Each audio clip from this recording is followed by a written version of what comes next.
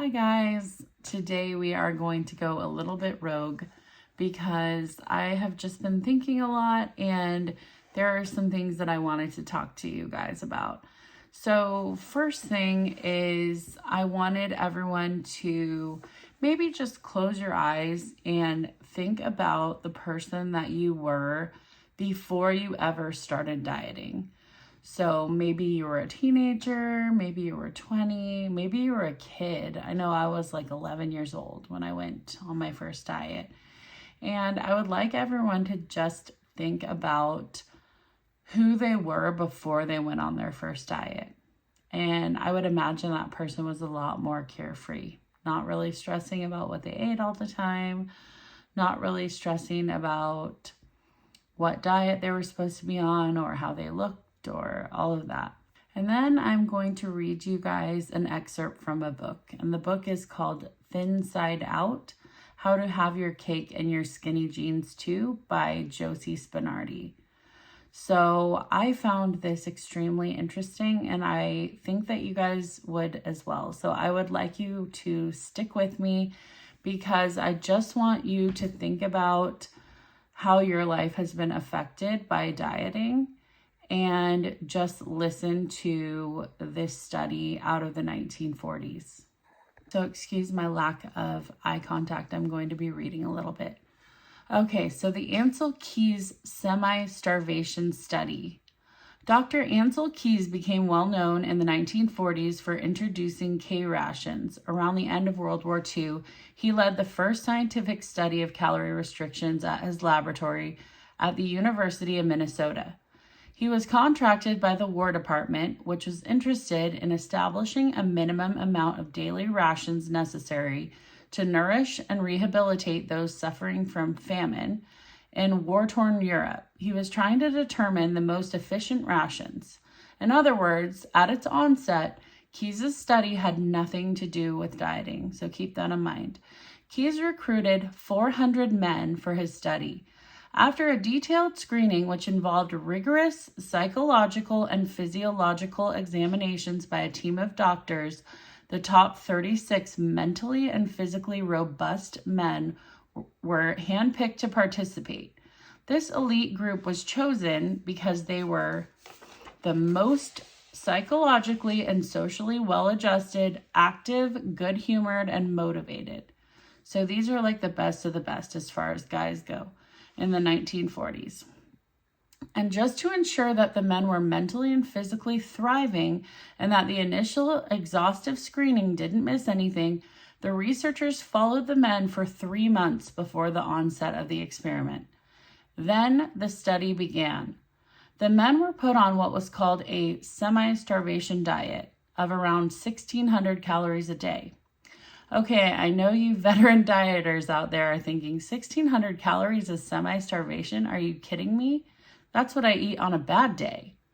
The participants, mostly UMin students, went on with their lives. At first, they noticed some physical changes. They complained of feeling cold, tired, and hungry. They had trouble concentrating, some felt dizzy, some had headaches, but these minor discomforts were nothing compared to the profound and totally unexpected psychological impact of restricting their diet. So here's the first finding: increased preoccupation with food. One of the first significant changes that emerged was a dramatic increase in their preoccupation with food. Suddenly, the men were obsessed with food. They talked about it, they daydreamed about it, they began to develop elaborate rituals and rules associated with meal times. They'd spend an inordinate amount of time planning out what they could eat and how they would distribute their calories throughout the day. They started collecting cookbooks. So this reminded me of actually when I went on a juice diet, and it started out as a juice diet, but then I just kind of gave up on the juice and just didn't really eat. And I started watching Food Network all the time. And I don't even care about cooking. And I don't really care about food. And sometimes I'm even a little bit finicky. And I was watching Food Network like 24/7. So I agree that you can become preoccupied. So these men, It says, we're talking about young college men, guys with no previous unusual or particular interest in food, who are now spending every free moment Googling Good Housekeeping recipes. One of them collected over 100 cookbooks during the course of the study. Another participant, who was interviewed years later about the study, recalled going to a movie and not even caring about the plot or love scenes. Instead, he remembered noticing every time a character ate and every single thing they consumed. Another participant recalled that he couldn't wait for the experiment to be over. It wasn't because he was in physical discomfort. It was because the study made food the most important thing in one's life. In addition to the growing food fixation, the men began to demonstrate other disturbing changes in their relationship with food. One of the participants said he'd frequently go to the bakery, buy a large box of donuts, and not take a single bite. Instead, he would hand them out to children playing in the streets and watch enraptured as the kids devoured them. Initially, participants were allowed to chew gum, but Keyes soon banned it when he realized some of the men were chewing up to 40 packs a day. They began hoarding food, sneaking food. Some even brought food into their beds at night. These previously healthy men were suddenly completely obsessed with food. So some of this stuff kind of reminds me of stuff I've done, sneaking and feeling weird and guilty. Finding number 2, severe emotional distress. As the weeks passed, the psychological impact grew more serious. The men became tired and irritable. They lost their ambition. They began to feel inadequate, which makes me incredibly sad thinking of all the women who diet hoping that they'll finally see themselves as good enough, when in reality, the tool they're using actually intensifies their painful sense of inadequacy. I agree with you on that one, Josie. They lost interest in their studies and their friends. They even lost their sense of humor. They became anxious, apathetic, and withdrawn. Any of this sound familiar? Their psych evaluations began to include findings of depression, hysteria, hypochondria, difficulty concentrating, and dramatic decreases in sex drive. The emotional distress these men experienced was so severe that 2 of them had stints in mental institutions, and one man even began to harm himself physically. And this is 1,600 calories a day. Finding number 3, binging and self-reproach. Sounds familiar. Several of the men were unable to stick with the dietary restrictions. They weren't on lockdown, so they had access throughout the day to food that wasn't included in the study's rations. Soon these men reported that they were binging on vast quantities of food, followed by severe episodes of self-reproach. Painfully familiar. One man reported eating multiple ice cream sundaes and chocolate malts. Then he stole some candy. Then he ate several raw rutabagas. Rutabagas. Okay, that one's not so familiar. He immediately confessed to the experimenters that he had broken the dietary rules and then began to verbally beat up and defame himself in front of them. Other men admitted sneaking scraps of food from garbage cans. One man experienced serious difficulties when confronted with unlimited access to food. He repeatedly went through cycles of eating tremendous quantities of food, becoming sick, and then starting all over again. Yes, I'm still talking about a study of men, normal men in the 1940s. Some of the men actually quit the study because the binging became so frequent that they were unable to continue their restricted diets and remain within the confines of the study. They grew profoundly self-critical, and the next part blows my mind. These previously well-balanced men began to experience distorted body images and reported feeling overweight, moody, emotional, and depressed. Please tell me you're at least starting to believe the problem isn't you. Going back to normal after this study. When the experiment ended, just a few months later, the men were allowed to go back to eating normally, but these poor men's eating was anything but normal. Many of the men had lost control of their appetites and ate more or less continuously. One man reported eating enormous 5,000 or 6,000 calorie meals, only to start snacking again an hour later. Another man ate so much the first day after the study ended that he had to be taken to the hospital to have his stomach pumped, and another consumed so much he threw up on a public bus. They reported not being able to satisfy their psychological hunger, no matter how much they ate. One of the men expressed having an inability to satisfy his craving for food simply by filling his stomach. It was never enough. Oh, don't you know that feeling? He went on what he called a year-long binge. He put on substantial weight. This man was perfectly healthy and had a normal relationship with food just months earlier.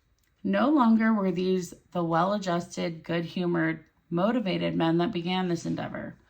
Dieting had changed them, rendered them almost unrecognizable. And this was a one-time experience, not an entire lifetime of dieting. How many of us started dieting in high school, middle school? Today, girls are beginning to diet in elementary school, just like I did. Here's the kicker. This study could not be repeated today because the American Psychological Association would forbid it for the, quote, unethical, inhumane treatment of subjects. Keyes himself admitted when he was interviewed years later that no other human experiment quite like it will ever be conducted again because given what we now know, it would be seen as too cruel and life-threatening. Does any of this sound familiar? Depression, irritability, food obsession, an appetite that can't be satisfied, all topped off by savagely beating yourself up. Anyways, I've been thinking a lot about that lately. And how old were you when you mentally started going through that? Because I was about 11. And it hasn't ever fixed itself. So the book by Josie Spinardi has some real gems as far as binge eating goes. It isn't the answer to every diet question that you ever have. But if you are like me and you can't control yourself sometimes, there might just be the right amount of gems in that book for you. It does say the word thin a lot throughout it. I personally don't mind because I would like to be thin. You know, I don't think there's anything evil about being thinner than I am. I think a lot of that can be tied to health as long as you're not anorexic. But some people are really bothered by focusing on thin as the wrong goal and not healthy and not any size is good as long as you're healthy, and that's fine too. But the book does mention thin quite a bit, so that might rub you the wrong way. But there are quite a few gems in it. If you want to check it out, you can read through the Amazon reviews or the Goodreads reviews. You will see a mix. It's kind of like a love it or hate it thing. But I needed to share that today. I thought that was more important than anything else that I could share because we are not weird or defective. If a bunch of successful, good-humored, smart, healthy, robust men in the 1940s can get screwed up by dieting, it's not just us. And so I think that is something that we really need to reflect on. Just as a community of people, we focus on the wrong things sometimes. And I don't know, that just blew my mind. So I will post the link for the book down below if you want to check it out. That study, I think about it a lot. And I think it's important for us to be aware. Anyways, I'll give you a quick update before I leave you for today. My mom came back from California where she was visiting for 2 weeks, and we went out to eat, and I felt like crap. And then I started thinking about this book because it really does tackle the binge eating thing. And that has been something that lately, especially, I've been struggling with. So anyway, I went out to eat and I still feel bad. But, and I want to say I'm a little bit over 260 still. So that's a bummer too, but we'll get there. You know, it's just, I don't know what I was expecting. You know, what am I going to do? Lose 30 pounds a month every single month? Probably not.